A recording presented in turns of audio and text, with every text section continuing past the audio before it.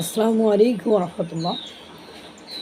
যদি কোনো দেশকে ধ্বংস করতে হয় তাহলে ওই দেশের শিক্ষা ব্যবস্থাকে ধ্বংস করে দিলেই দেশ ধ্বংস হয়ে যায়।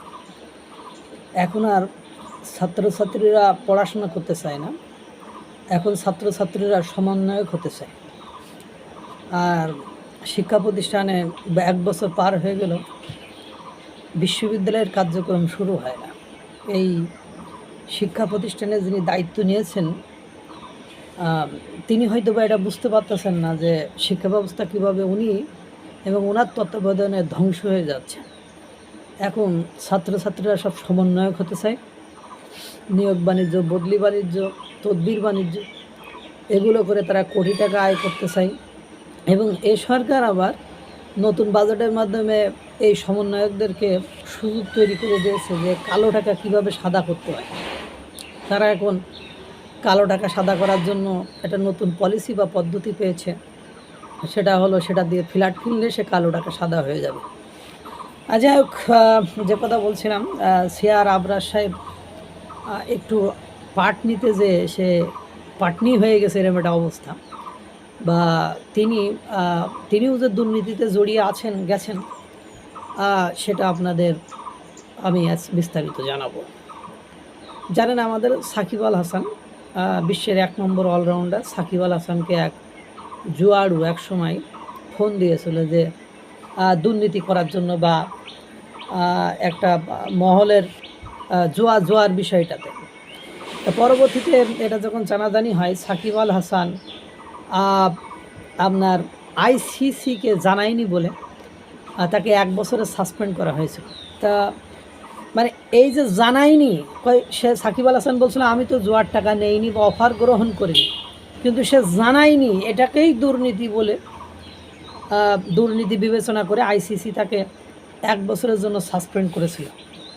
সিআর আবরার সাহেবেরও ওইরকম উপদেষ্টা পদ থেকে সরিয়ে দেওয়ার মতো অপরাধ তিনি করে ফেলেছেন। কোনটি? উনি বলছেন যে আমি প্রথম থেকে আবার একটু বলি, আমাদের শিক্ষা উপদেষ্টা চৌধুরী রফিকুল আবরার, তিনি সিআর আবরার নামে বেশি পরিচিত। ওয়াহিদ আহমেদ মাহমুদ মানে শিক্ষা উপদেষ্টা যখন কাজ করতে করতে ক্লান্ত হয়ে দায়িত্ব পালনে ব্যর্থ হলেন, তখন ওনাকে আনা হলো, উদ্ধারকর্তা হিসাবেই ওনাকে আনা হয়েছিল। কিন্তু উদ্ধারকর্তা হিসাবে কি করেছেন এখনও পর্যন্ত আমরা শিক্ষা ব্যবস্থায় কোথাও তার আশ্বাস কিছুই পাইনি। বরং জগন্নাথ বিশ্ববিদ্যালয়ের সাথে কি ঘটেছে, সেখানে তার অনুপস্থিতি কি সেটা আপনারা দেখতে পেয়েছেন। উনি এইচএসসি পরীক্ষা নিয়ে সাংবাদিকদের সাথে এক মতবিনিময় সময় বসেন, সেখানে বলেন একটি বড় পদে পদায়নের জন্য আমার নিকট তদবির এসেছিল, তার জন্য প্রথিতযশা এক বুদ্ধিজীবী, যে এসব তদবির করে প্রথিতযশা কীভাবে হয়, বুদ্ধিজীবী কীভাবে হয় আমার জানা নেই, তদবির করেছিলেন। পরে তার বিষয়ে খোঁজ নিয়ে দেখি, মানে ওই তদবিরে হয়তো বা উনি ওই মানে ওভারলুক করে মানে মানে যার মানে ওর মতো সমানযোগ্যতার পরীক্ষা দিলে হয়তো বা অবশ্যই বেশি নাম্বার পাইতেন, বা অবশ্যই বেশি যোগ্যতা সম্পূর্ণ, একটু যোগ্যতা থাকলে হয়তো বা এই বুদ্ধিজীবীর অনুরোধে উনি তাকে নিয়োগ দিতেন হয়তো বা এমন। মানে পরে তার বিষয়ে খোঁজ নিয়ে দেখি তিনি এই পদের জন্য যোগ্য নন, তখন আমরা তাকে প্রত্যাখ্যান করি। পরবর্তীতে তিনি অন্য মাধ্যমে আবার আমার সঙ্গে যোগাযোগ করার চেষ্টা করেন, এবং সে আমাকে একটা অ্যামাউন্ট অফার করে, টাকাও আমি বলে দিই, 1 কোটি টাকা অফার করেছিল যে ওকে পদায়ন করলে 1 কোটি টাকা দেওয়া হবে। তিনি যাকে দিয়ে বলেছিলেন তিনি আমার পরিচিত ওই আত্মীয় আর কি, যিনিও একটি প্রতিষ্ঠানে রয়েছেন। আমি আর বিস্তারিত বলতে চাচ্ছি না, আমি এটা দিয়ে বোঝাতে চাচ্ছি আমি পদে থাকা অবস্থায় কোনো দুর্নীতি সহ্য করা হবে না, একেবারে শিক্ষা ব্যবস্থায় জিরো টলারেন্স। এটা শুনে আপনাদের বা আমাদের মনে হচ্ছে যে উনি নির্লোভ এবং সৎ একজন ব্যক্তি, যিনি 1 কোটি টাকারও অফার গ্রহণ করেন। আমি অবশ্য বলতে চাচ্ছি না উনি দুর্নীতি পরায়ণ। 1 কোটি টাকা না, হয়তো ওরা 2 কোটি টাকা পাইলে, 3 কোটি টাকা পাইলে হয়তো বা তিনি অফার গ্রহণ করতেন, আমি এটা বলতে চাচ্ছি না। এর মাধ্যমে জাতির ক্ষতি হলো। আপনারা মনে করছেন তিনি সৎ মানুষ, জাতির উপকার হয়েছে, না, জাতির ক্ষতি হলো। কেননা ওই ব্যক্তি যোগ্য হলে তিনি নিয়মের বাইরে যে পদায়ন করতেন, এবং এই ধরনের পদের রেট হলো 1 কোটি টাকা। যারা কম নিত তারা আবারও রেট বাড়িয়ে দিবেন। অন্য কোনো উপদেষ্টা কি তাহলে এই অন্য কোনো সেক্টরে কি 10 মাসে এই ধরনের অফার কি আসেনি? তাহলে তারা কেন বলেননি? এর মানে কি অন্য সেক্টরে অন্য উপদেষ্টা মহল তারা দুর্নীতি করছে, কোটি কোটি টাকার বাণিজ্য করছে?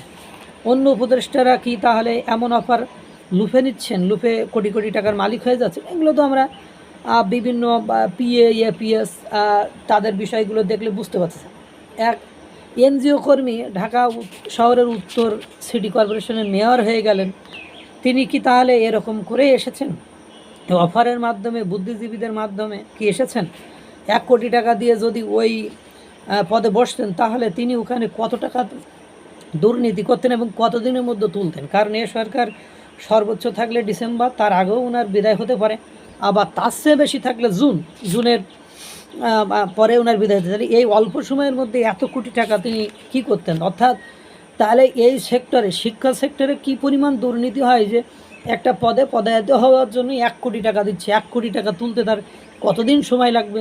কারণ এই সরকার চলে গেলে তো ওর ওই পদ নাও থাকতে পারে। যেমন আগের শেখ হাসিনার আমলের যারা কর্মকর্তা ছিলেন তাদের কিভাবে বদলি হয়েছে বা কিভাবে ডিমোশন হয়েছে, কিভাবে বাধ্যতামূলক ছুটিতে পাঠানো হয়েছে, এগুলো তো আপনারা জানেন। তাহলে এই সেক্টরে কি পরিমাণ দুর্নীতি হয় যে ডিসেম্বরের মধ্যে এই 1 কোটি, মোর দ্যান 1 করোড় টাকা তোলার মতো ক্যাপাসিটি বা এখানে দুর্নীতিটা আছে, মানে জড়িত আছে, এটাও কি বোঝা যায়। এখন ঘটনা হলো সিআর আবরার জিরো টলারেন্সের কথা বলেছেন, আসলে কি জিরো টলারেন্স হবে? এবং উনার এটা পারবে বলে আমার মনে হয় না। পারলে খুব ভালো হতো, কিন্তু মনে হয় না। এখন কথা হলো উনি আর একটা বিপদগ্রস্ত। উনি যে বুদ্ধিজীবীর কথা বললেন, ওনার যে পরিচিত ব্যক্তি অন্য প্রতিষ্ঠানে চাকরি করেন, তাকে কেন উনি সেভ করলেন? কারণ যে বুদ্ধিজীবী এরকম একটা দুর্নীতির অফার দেয়, দিতে পারে, সে বুদ্ধিজীবী হতে পারে না। তার অপমানিত হওয়াটা স্বাভাবিক, তাকে অপমান বা বিব্রতকর অবস্থায় ফেলাটাই হলো কি ন্যায় নীতির পরিচয়। তা আপনি তার ফেভার করলেন বা তাদের ফেভার করলেন, তাদের পক্ষ নিলেন, আপনি তাহলে কেমনে সৎ মানুষ হইলেন? আর শিক্ষা অবস্থার একের বাজে অবস্থা, এগুলোও তো আপনারা দেখেন। এই যে সিআর আবরার, উনি এই ফাঁকা আওয়াজ, ফাঁকা বুলি দিয়ে মানুষের সেম্পেতি এলাপতি পাইতে চাইলেন এবং তিনি ভাবলেন যে আমি এটা বলে মানুষের কাছে আমি একটা সৎ মানুষ, এটা প্রমাণিত হবে। কিন্তু শিক্ষার যে 12টা বেজে গিয়েছে, শিক্ষা প্রতিষ্ঠানে এখন যে শিক্ষাবোধে আর সব কিছু আছে, সেখানে সমন্বয়ক হতে চায়, সেখানে প্রতিনিয়ত যে নৈরাজ্য সৃষ্টি হচ্ছে সেটা তো উনি দেখেন না, সেটা নিয়ন্ত্রণ করে। 1 বছর হয়ে গেলে এখনও ফার্স্ট ইয়ারের ভর্তি সম্পূর্ণ করতে পারে নাই।